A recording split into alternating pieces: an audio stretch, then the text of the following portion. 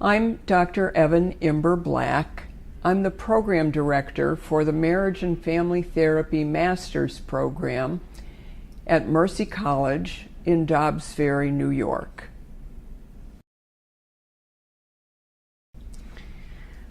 A master's degree in marriage and family therapy prepares students to first take a licensing exam to become a licensed marriage and family therapist.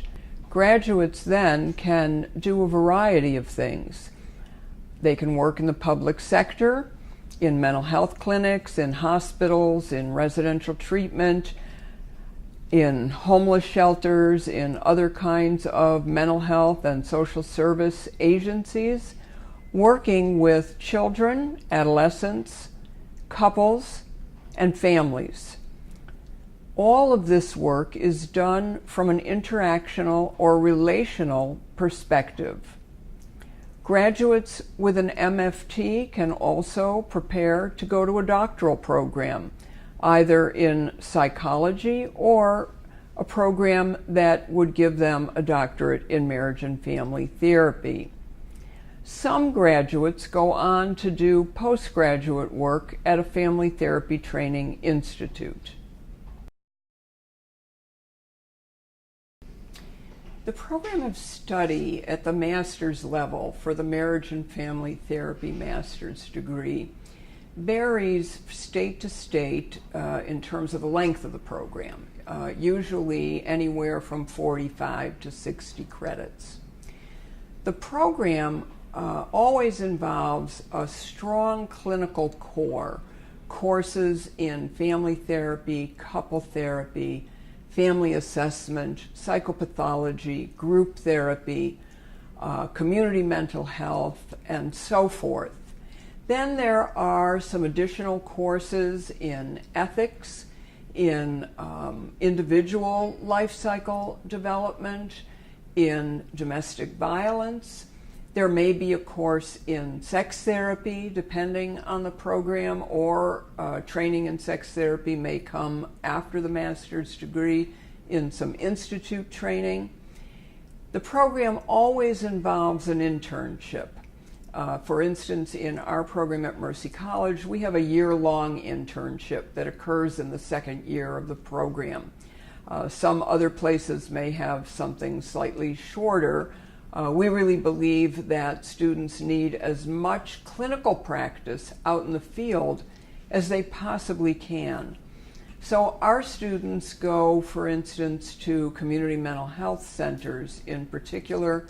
They might go to hospitals, residential treatment centers, and so forth. They might even do their internship at a private practice.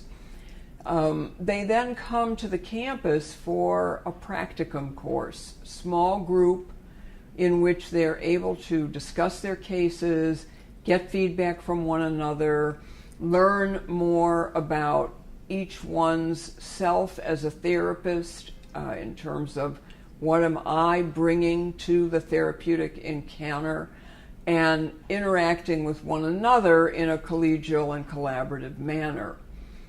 Our program ends with a thesis. It's called a capstone. I'm sure other programs have something similar, or they might have comprehensive exams. It just depends on the program. But in our instance, our capstone is a clinical paper, about 70, 80 pages, a very scholarly piece of work, in which a student will choose a particular model of family therapy that they want to immerse themselves in, and that they want to see if they can apply well to a couple or a family in their internship site. So they will do a very extensive review of the literature, then they will apply that model to a case that they're working with. Then they'll look at where the model worked and where perhaps it broke down.